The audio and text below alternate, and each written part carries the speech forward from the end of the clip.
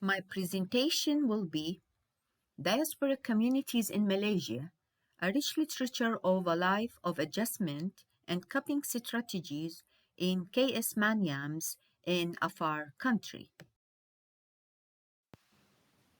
To introduce my topic, I will briefly discuss the diasporic communities in Malaysia. In Malaysia between 1786 to 1824, Indian laborers were brought by the British colonizer.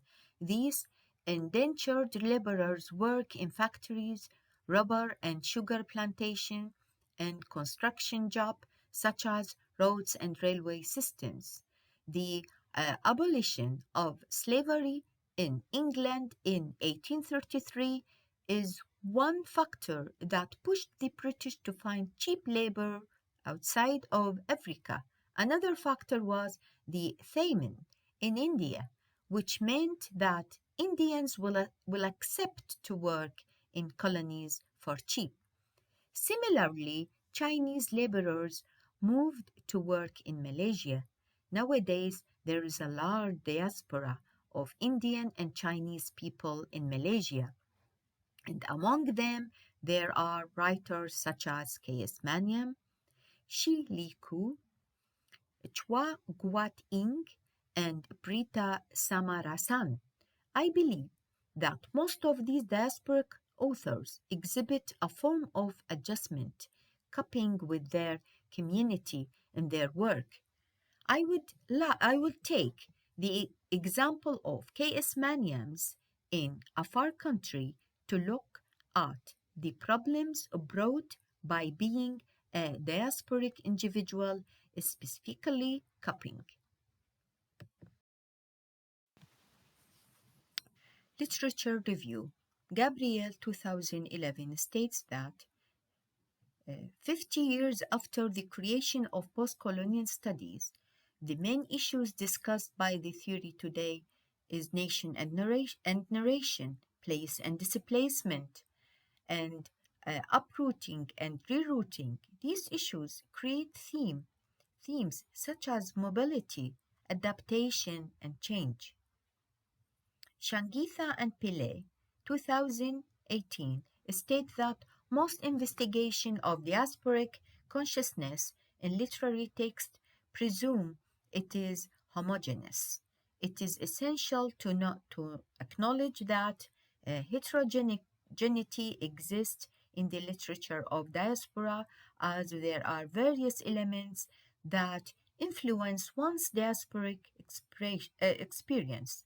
There are issues that should be addressed, such as class, gender, ethnic groups, and cultural, lead to different encounters, resulting in a diversity of consciousness and discovery.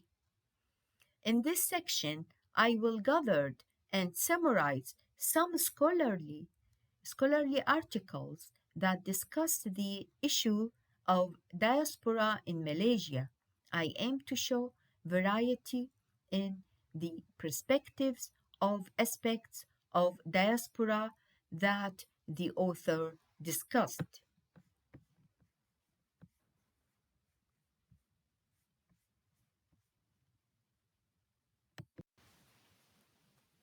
Gabriel 2011 states that, contrary to perspectives stressing diaspora as a discourse of exile and loss, this essay foregrounds the national tendencies and affiliation of diasporic communities, focusing on Malaysia.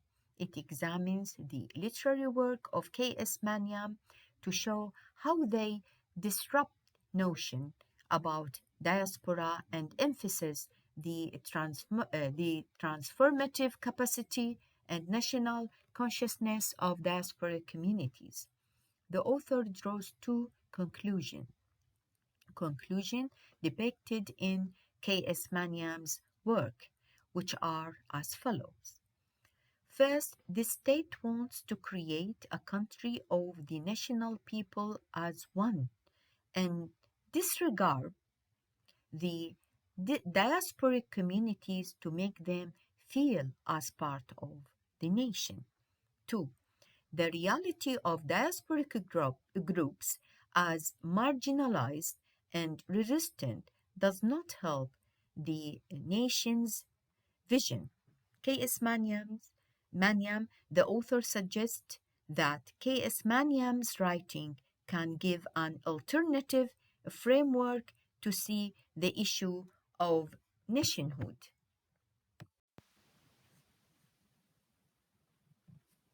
Literature review.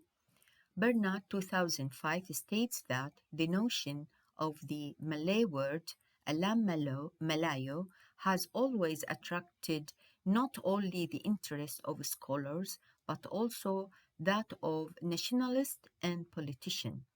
Almost annually in Malaysia, for instance, there are many national and international seminars and congresses which carry Malay as the theme and focus of interest. All these are evidence of the relevance of the continuing, evolving, and contesting notions of Malayness and Malay identity. The word Malay itself carries a plurality. The author states that Malayness means identification and the homeland and ethnicity. But the emphasis is specifically on language, monarchy, religion, and customs and way of life. In considering the ethnicity of Malays, all writers give evidence of the problematic, blurred, pre-mable, expensive, and shifting notion of ethnicity.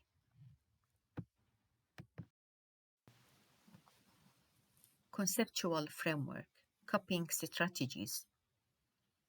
Finichel stressed that in coping, in carrying out a work of learning or work of adjustment, she or he must acknowledge the new and less comfortable reality and fight tendencies towards a regression, towards the misinterpretation of reality. I have chosen two types of coping strategies. Persons can exhibit either adaptive or maladaptive strategies. The latter is usually seen when the person thinks they cannot make the problem go away. First, adaptive behavioral coping strategies when the person takes control, seeks information, and evaluates the pros and cons. This results in adapting to the stress. Second, maladaptive coping technique, also termed non coping, dissociation, anxious, avoidance, and escape. From what we have mentioned earlier, three questions could be raised. First, how do characters cope with the identity crisis in the novel? Second, what tools do diasporic characters use to feel at home? Three, do the characters use adaptive or non adaptive coping strategies in the novel?